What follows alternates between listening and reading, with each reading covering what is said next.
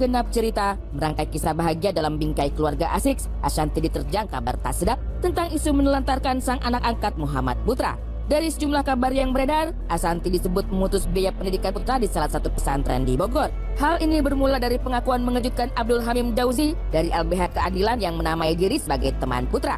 Lewat penuturannya, Ashanty disebut tidak lagi mengalirkan dana pendidikan sehingga meminta kejelasan.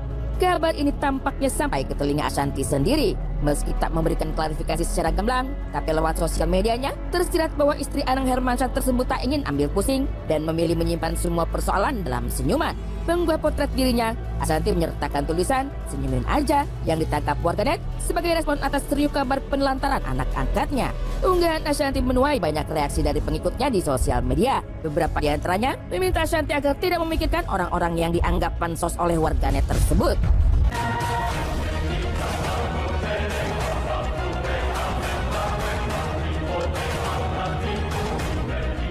Keluarga Anang dan Ashanty kini tengah diterpa kabar kurang sedap. Pasalnya, Ashanty dituding telah menelantarkan anak angkatnya yang bernama Putra. Putra yang selama ini hak asuhnya menjadi tanggung jawab Ashanty dianggap oleh Abdul Amin Zauji, orang yang mengaku teman dan memiliki kedekatan dengan Putra, sudah tidak lagi dipenuhi oleh Ashanty.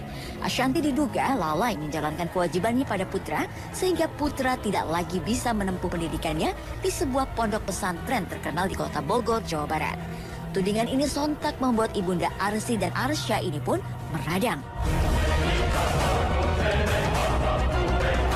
Hingga balik menyerang orang yang sudah tega, meragukan niat tulusnya untuk membantu Putra.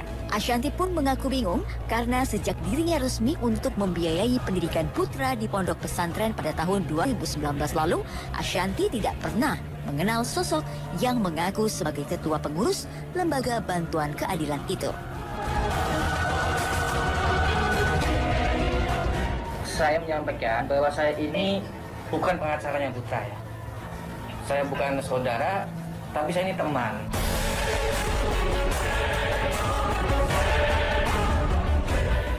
Saya mengenal Putra ini sejak 2 tahun yang lalu. Sejak ramai viral bahwa Putra ini menjual cilok gitu, sambil bersekolah.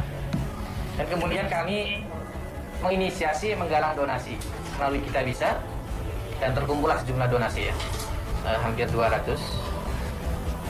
Dan kemudian di perkembangannya bahwa Putra ini dijadikan anak angkat ya, dalam tanda petik, oleh Ashanty. Lumayan kaget juga, lumayan shock. Bapak siapa tadi yang dari LBH? Yang mengaku temannya Putra dari tahun 2007, ya intinya lebih dulu daripada saya. Tapi selama ini saya nggak pernah melihat keberadaan beliau. Maksudnya saya nggak pernah kenal. Tiba-tiba bikin statement Ashanty menelantarkan anak dan melakukan pembohongan publik. Sebenarnya yang melakukan pembohongan publik ini siapa jadinya?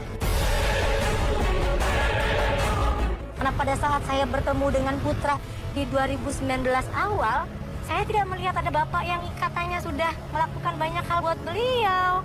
Kalau ada saya pasti cari anak lain yang memang lebih butuh kan, gitu. Karena saya melihat kondisi dia yang begitu memprihatinkan, saya punya niat baik untuk menolong. Kenapa sekarang saya yang jadi korban?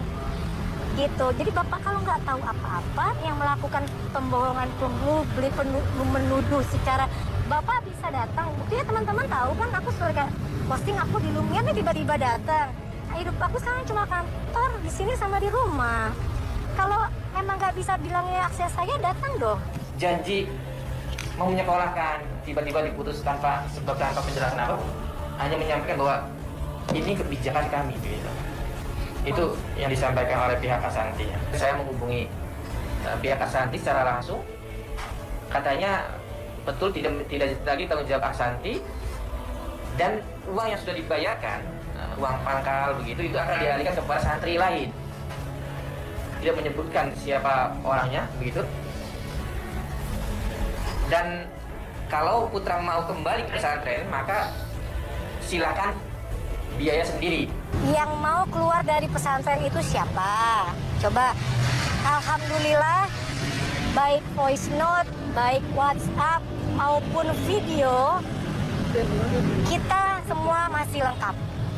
Jadi bukan menelantarkan. Kenapa sampai sini ada? Karena berkali-kali kita sudah meminta dia untuk jangan keluar, jangan kabur, jangan sakit, jangan pura-pura sakit. Jadi dia kalau bilang pura-pura sakit, dia ngakuin dan dia ketawa. Sebagai ibu, Ashanti pastinya tahu betul tentang perasaan yang dihadapi seorang anak. Dan hal itu telah ia buktikan setelah sukses menjadi ibu sambung bagi Aurel dan Azriel. Dengan kabar tak mengenakan ini, Ashanti pun mau tak mau akhirnya membuka pola tingkah anak angkatnya yang dulu dikenal sebagai penjual cilok.